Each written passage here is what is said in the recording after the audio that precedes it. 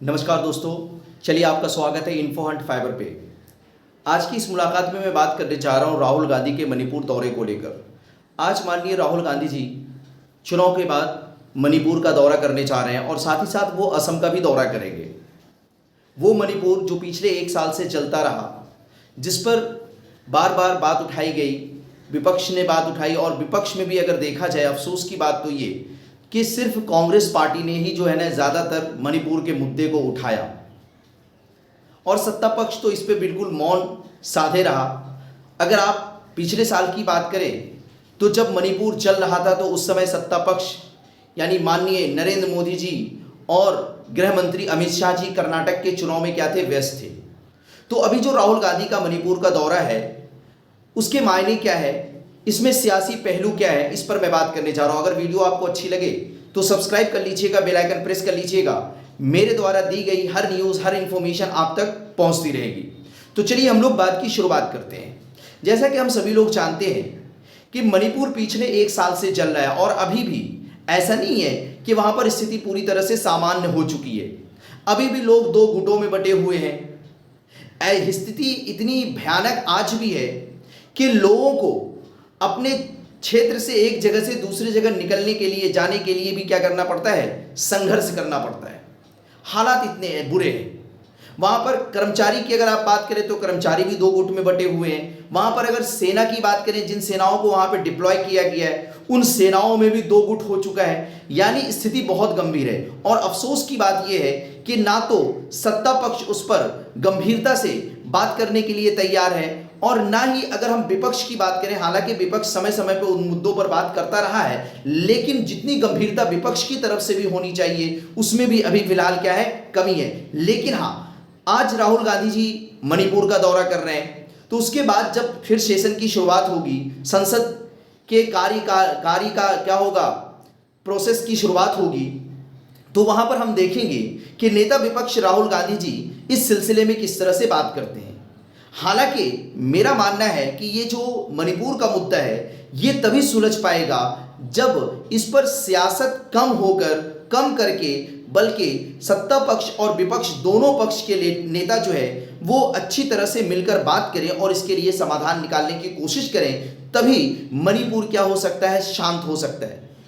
अगर भारत के अंदर तमाम त्रासदियों की बात करें तो एक सबसे बड़ी त्रासदी क्या है, मणिपुर की त्रासदी है, जो कि पिछले 1 साल पहले शुरू हुई थी और वो त्रासदी अभी भी चल रही है। मणिपुर आज भी वहां पर छीट-फूट घटनाएं हो रही हैं। हालांकि मणिपुर की जनता ने इसका जवाब दिया, भाई सत्ता पक्ष को इसका जवाब दिया। आप सभी लोग जानते हैं कि मणिपुर में कितनी सीटें हैं, लोकसभा की टोटल 2 सीटें हैं और दोनों की दोनों सीटें जो है ना इस बार कौन जीती है, कांग्रेस जीती है।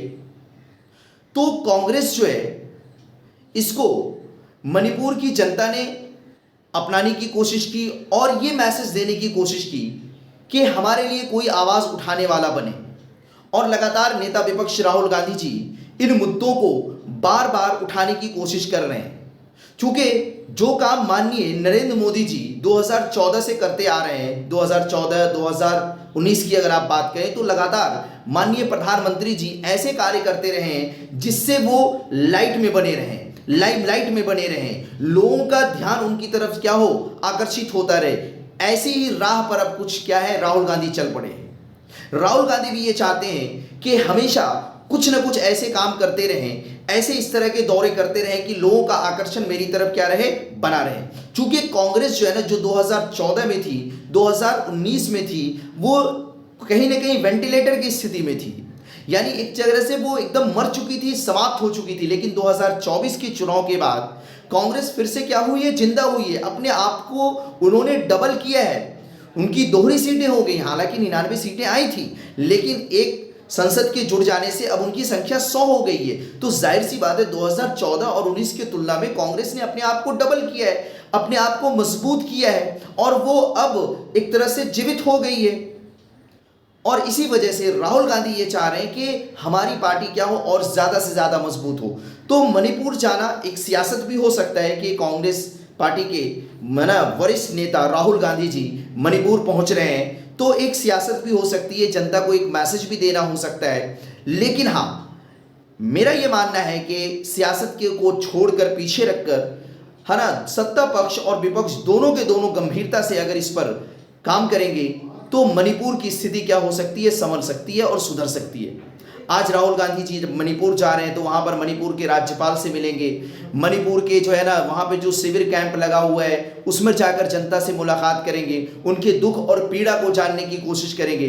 तो कहीं ना कहीं राहुल गांधी जी जो है ना, जो मोहब्बत की दुकान उन्होंने खोली थी चुनाव से पहले, जब उन्होंने यात्रा की थी कन्याकुमारी से लेकर कश्मीर तक, तो ऐसे ही कुछ लोगों के जोड़ने का वो क्या करना चाह रहे हैं, मैसेज देना चाह रहे हैं। लेकिन खैर जो भी है वो बढ़िया पहलू है कि विपक्ष के नेता वहां पहुंच रहे हैं। चूंकि अगर देखा जाए तो संसद में जो जनता की सही मायनों में आवाज बनकर होती है वो कौन होता है, विपक्ष होता है। विपक्ष जितना मजबूत होगा जनता की आवाज जो है ना संसद के अंदर उतनी ही ज्यादा उठाई जाएगी। तो ये जनता के हक में जो है ना ये बहुत ही फायदेमंद है, जनता को इससे बहुत फायदा होगा।